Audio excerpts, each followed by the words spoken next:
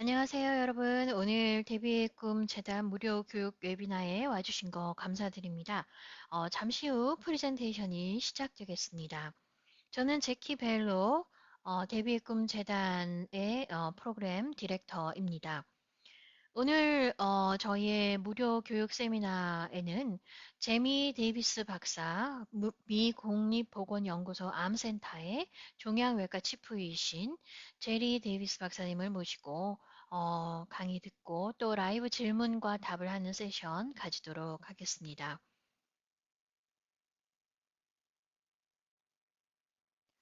이 행사가 있게 도와주신 많은 회사 그리고 도움 주신 많은 분들께 감사드립니다. 이 전문가에서 전문가에게 물어보세요. 웨비나는 다음과 같은 순서로 진행이 되어지게 됩니다. 제가 이제 제 소개를 드렸고요. 저는 제키 벨로이고 프로그램 디렉터로 일을 하고 있습니다. 제가 잠시 강의하기 전에 데뷔의 꿈 재단 위험치유에 대해서 소개 말씀 드리겠습니다. 그리고 전문가에게 물어보세요. 발제자이신 제리 데이비스 박사의 강의를 듣도록 하겠습니다. 그리고 질문과 대답을 하는 시간을 갖도록 할 텐데요. 많은 질문이 있으실 줄 압니다. 대화창을 이용하시면 됩니다. 발표가 이어지는 동안에는 음성이 자동적으로 소거됩니다. 그래서 질문은 대화창에 타이핑을 해서 남겨주시기 바랍니다. 제가 다 모았다가 발표가 끝난 후에 질문에 대한 답을 드리겠습니다.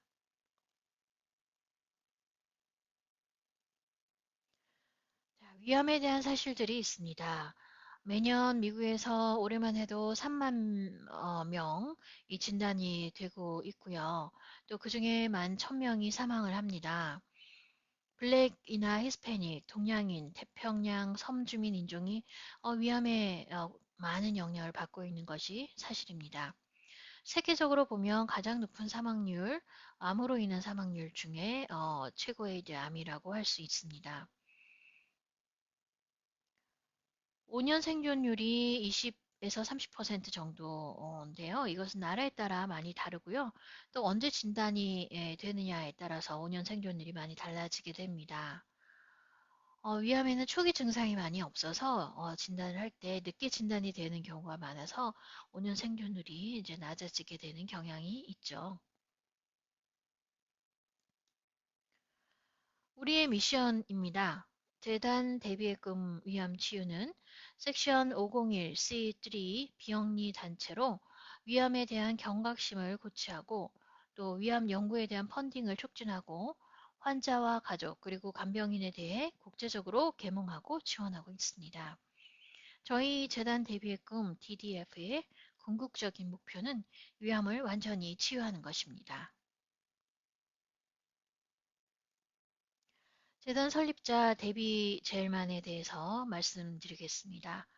데비 젤만 변호사는 2008년 4월 4기의 위암을 진단받게 됩니다. 그 당시 40살의 세 아이의 엄마이자 한 사람의 아내, 그리고 현직 변호사로 활동 중이었는데요. 9년 반 동안 많은 재발을 겪었습니다. 그리고 2009년 4월에 데뷔의 꿈 재단 위암치유를 설립했고요. 치명적 암연합 PEAC, SPEAC, OVAC의 멤버로 활약을 했습니다. 환자 옹호자로서 미 국립암센터 위암 데스크 포스, 미 국립암센터 환자 옹호자 커미티, NCCN 미식도암 가이드라인 리뷰 패널, 에스코 위암 허투 시험 가이드라인 프로젝트, 미 아마케 연구 프로그램 투자자로 이제 활약을 했습니다. 저희 데뷔의 꿈 재단의 마일스톤이 있습니다. 소개해 드리도록 할게요. 미국과 캐나다 그리고 독일 내에 34개의 지부가 있습니다. 미국과 캐나다의 행사를 계속하고 있고요. 또 환자 교육 프로그램 프랩이라는 것이 있는데요. 이것을 통해서 몇백 명의 위암자 그리고 가족 간병인들에게 세계적으로 위암 생존자와 간병인을 매칭해서 특별한 기준을 세워놓고 또 돕고 있습니다. 위암 교육 심포지움을 교육 웨비나로 계속 보내드리고 있고요. 심도 있는 위암 정보, 그리고 강의 라이브러리 만들고 있습니다. 임상시험 정보 계속 전해드리고 있고요. 매칭 서비스 하고 있습니다. 위암 지원 커뮤니티, 블로그 주제, 그리고 60개 이상의 언어로 번역되는 정보 자원, 이런 것들을 계속 공급해드리고 있습니다. 지금까지 100만 불 이상의 연구 지원 펀딩에 노력을 하고 있습니다. 대부의 꿈 재단은 여러 분야의 이제 옹호자들이 계시는데요. 저희가 워싱턴 DC에 2020년 2월에 옹호의 날을 가졌던 그런 사진입니다. 대부의 꿈 재단은 많은 행사를 또 지원을 하고 있습니다. 앞으로의 행사 이제 소개했습니다. 여기에.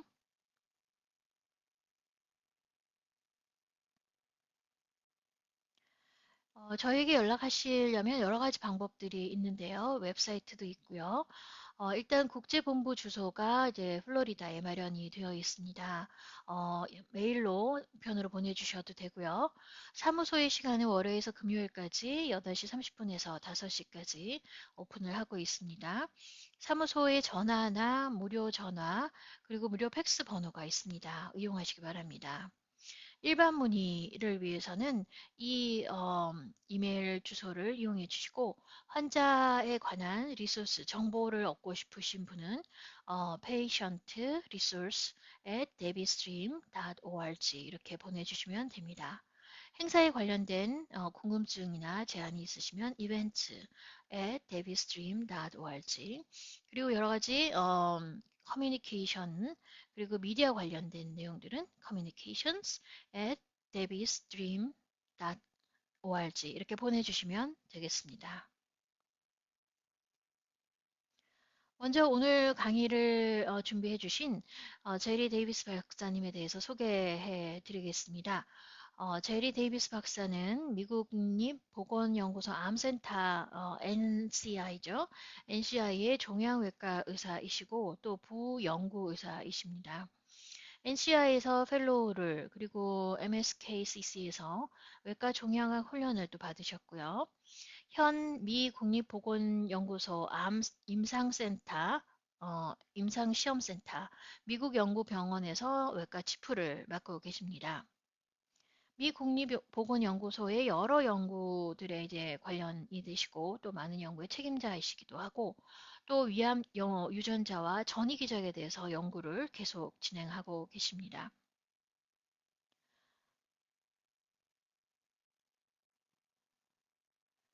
안녕하세요. 저는 방금 소개받은 제리 데이비스 박사입니다. 저는 국립보건연구원 NIH 암센터에 있고요. 종양외과 치프를 맡고 있습니다. 자, 오늘 위암에 대해서 설명드리고자 하는데요. 오늘의 주제는 다음과 같습니다. 자, 위암이란 무엇인가? 그리고 위험 인자에 대해서 알아보도록 하고요. 그리고 암병기와 예후에 대해서 알아보도록 하겠습니다. 수술의 옵션은 어떤 것이 있는지 수술 치료에 대해서 말씀드리고 또 진행이 된 암을 위한 요법들 말씀드리겠습니다. 그리고 현재 나와 있는 유전 테스트, 유전적 위암이라는 것이 무엇인지 설명드리도록 하겠습니다. 자, 이 두 분들 사이에 공통점이 있는데요. 아실지 모르겠어요. 자, 위암의 개요에 대해서 알아보겠습니다. 위암은 위아데노칼시노마라고도 얘기하죠. 2020년에 27,600명의 예상이 됩니다. 위암 환자가. 그중에 1,100명 정도 사망을 하는 것으로 생각이 되어지고 세계적으로는 연간 1밀리언 정도 새 케이스가 생깁니다. 연간 70만 명이 이제 사망을 하게 되죠. 세계적으로는 뭐 연도마다 다르긴 하지만 두 번째 혹은 세 번째로 암으로 인한 사망 원인 중 하나, 가장 큰 사망 원인 중 하나로 꼽히고 있습니다. 환경적으로 위험한 인자는 소금, 그리고 질산염, 이 많은 그런 시기가 주로 연구를 바탕으로 했을 때 위험 인자로 생각이 되어지고 있고요. 또 헬리코박터의 감염이 또 중요한 환경적 요소입니다. 흡연이나 비만도 역시 무시할 수가 없죠. 유전 위험 인자로는 뭐 잘 알려져 있는 CDH1이라는 것이 있습니다. 카드헤린 단백질인데요. 그리고 GAPPS, FAP, 린치 신드롬, 리프로우메니 신드롬, 그 외에 뭐 여러 가지 유전적인 부모로부터 물려받은 그런 유전 인자들이 있습니다. 다른 전제 조건들도 있는데요. 퍼니셔스 빈혈이나 또 위쪽에 방사선을 했던 그런 병 스토리가 있는 기록이 있으신 분들은 또 위험 인자가 좀 높다 이렇게 알려지고 있습니다. 자, 국내의 위암의 경향에 대해서 좀 알아볼까요? 새 케이스가 생기는 정도 이게 줄어드는 것처럼 보이죠? 그리고 사망률도 이제 조금씩 줄어드는 것으로 보입니다. 그러나 저 미국 내에서는 젊은 층에 있어서 위암이 꾸준히 늘어나고 있고 또 특히 이제 식도암이 많이 늘어나는 것을 볼 수가 있습니다. 위암 치료의 파라다임을 쭉 따라가 보도록 하겠습니다. 먼저 진단을 보면요. 병기를 진단하는 데는 여러 가지 이미징이 쓰이게 합니다. CT나 PET 그리고 EUS 이런 것들이 쓰이죠. 또 자세하게 설명을 드리도록 하겠습니다. 이 내시경 초음파는 한정적으로 사용되고 있는데요. 내시경 초음파는 T 병기 확정이 쓰입니다. 침투 깊이 그리고 림프절에도 이제 쓰이고요. 내시경 초음파는 매우 초기 병기에 가장 도움이 된다고 할 수 있죠. 내시경 초음파의 정확도는 병기에 따라서 많이 달라지기 때문인데요. T1에서는 83에서 100% 정도의 정확도가 있습니다. T2는 33%에서 71% 정도 정확도가 떨어지죠. T3는 70%에는 좋게는 100%까지 나오는 것으로 알려져 있습니다.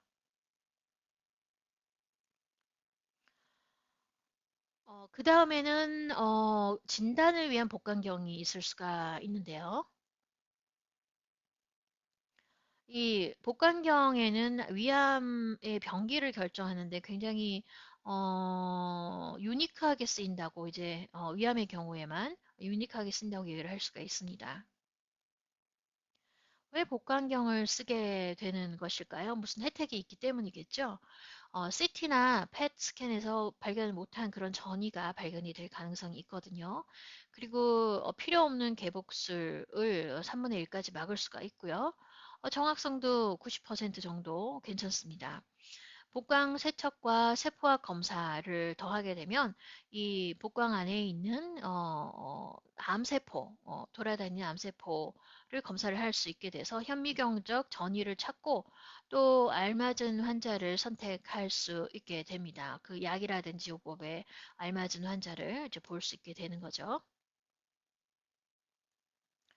이제 복강 세포학은 복강 세척에서 이제 세포학을 하는 것인데요. 변기를 진단하는 데 굉장히 도움이 됩니다. 자, 그 다음으로 이루어지는 이제 의료 치료의 파라다임을 쭉 보고 계십니다. 여기에서 세포학으로 이제 음성으로 나오게 될 경우 밑에 쭉 나오죠. 음성으로 나오게 될 때는 이제 임상시험에 들어갈 수도 있게 되는데요. 매직이라든지 INT 0116이라는 임상시험에 이제 에 의하면 여러 가지 그 다음 조건을 그 다음 단계로 이제 가게 되는 것입니다. 반면 진단을 위한 복강경에서 이제 전이가 나타나게 되면 시스테믹한 그런 요법을 쓰게 되죠. 왼쪽으로 보이는 것입니다. 병기에 따른 치료가 많이 다를 수 있습니다. 초기에 이제 병기에는 그 1기 정도 병기가 해당되는데요. 그 수술을 보통 합니다. 중간의 병기에는 뭐 2기, 3기를 얘기하죠. 화학요법을 하고 그리고 수술하고 그 다음에 다시 화학요법을 합니다. 남아 있을지도 모르는 그런 잔재되어 있을지도 모르는 암세포를 완전히 죽이기 위한 거죠. 아주 나중에 진단이 되는 경우, 그 병기가 늦은 경우에는 4기 뭐 이런 경우 수술이 사실은 필요가 없습니다. 도움이 되지 않고요. 화학요법을 진행을 하게 됩니다. 병기에 따른 생존율은 굉장히 많이 차이가 납니다. 1기나 2기 같이 이제 지역적으로 있는 경우, 로컬라이스드라고 하는데요. 이 경우는 5년 생존율이 꽤 높습니다. 거의 70% 정도 되고요. 3기인 경우, 리저널인데요. 32%로 많이 떨어지게 되죠. 4기인 경우는 전이가 있는 경우가 대부분이고 5.5%로 5년 내 생존율이 많이 떨어지게 됩니다.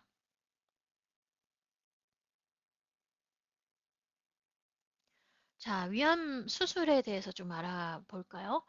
수술은 전체 위 혹은 또 부분의 위를 제거를 하는 것을 의미하는데요. 외과의의 경험과 이제 상관이 없고요. 오픈 수술, 복강경, 그리고 로봇 수술 이렇게 이제 보통 시행이 되고 있습니다. 림프노드는 수술의 일부로 제거되기도 하고요. 여러분이 많이 들어본 수술의 이름들은 밑에 있는 것처럼 이런 것들이 있습니다. 부분 위 제거술, 디스탈 위 제거술이라고 하죠. 이거는 빌로드 2라고 하는 거 재건이 또 포함이 되게 됩니다. 자, 이제 수술을 하고 난 다음에는 어떤 삶이 기다리고 있을까요? 자, 수술을 한다는 것은 위를 제거했을 때 요 위를 제거를 하고 또 식도와 초장으로 이어지는 부분을 연결을 하는 그런 것을 얘기를 하는데요. 위 저격술 후에 증상이 많이 일어납니다. 많은 것이 이 절제술 때문에 일어나는 거죠. 사실은 위가 없는 상태가 되는 거니까요. 어떤 증상들이 일어날 수 있을까요? 역류라든지 덤핑 신드롬 같은 것이 있을 수 있습니다. 그리고 위 비우기가 이제 느려지게 돼서 환자가 새로운 노말을 경험을 하게 됩니다. 사실 위암 수술 후의 삶은 그전과 좀 다르다고 할 수 있습니다.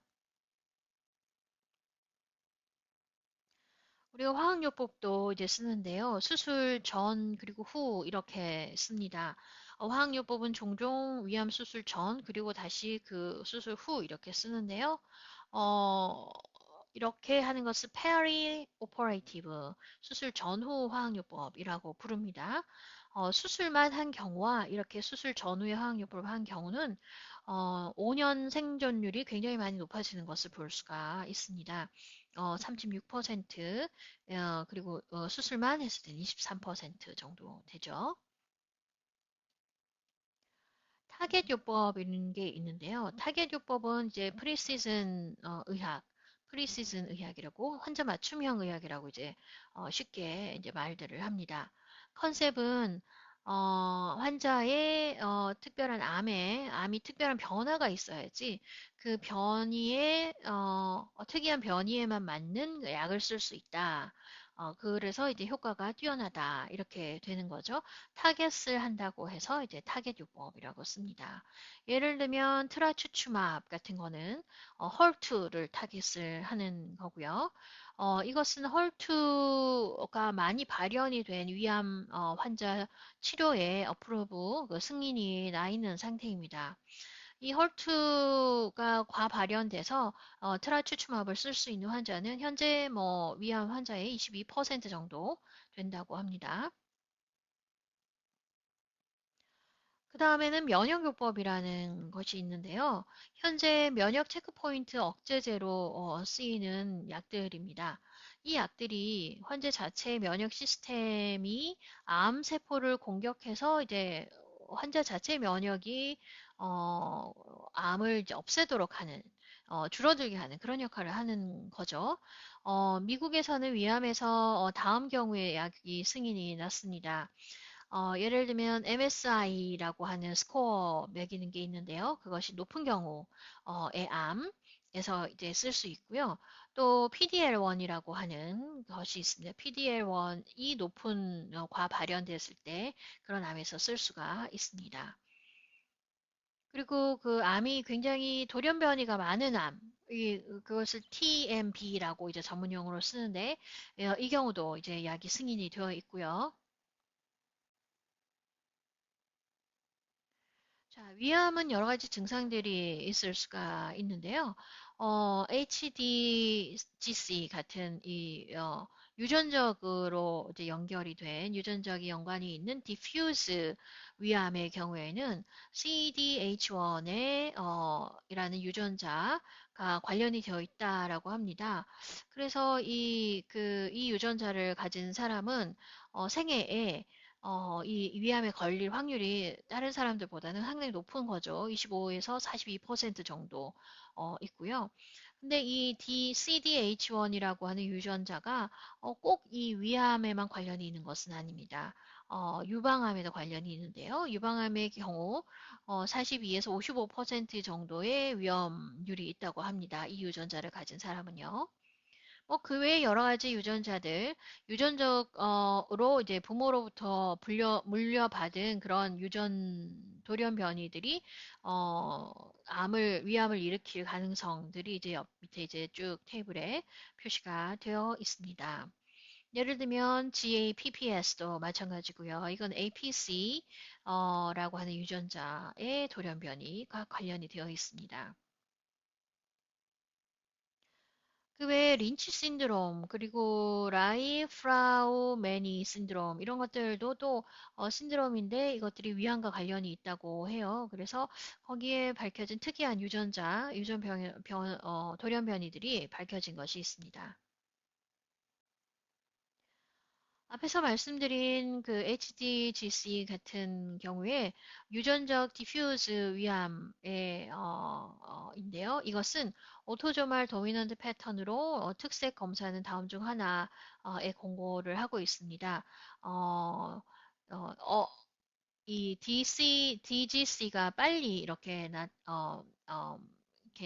발현이 되는 경우, 그 병이 일어나는 경우, 이제, 권고가 되고 있고요. 검사하시기를. 그리고 LBC, 그, 루블라 타입의 유방암이 있는 경우, 그 가족들이나 환자분에게 검사해 보시라고 많이 권고를 하죠. 그리고 CDH1 유전자의 비활성화 점라인 돌연 변이도 이제 앞에서 말씀드린 것처럼 유전적 디퓨즈 위험한 관련이 있는데요.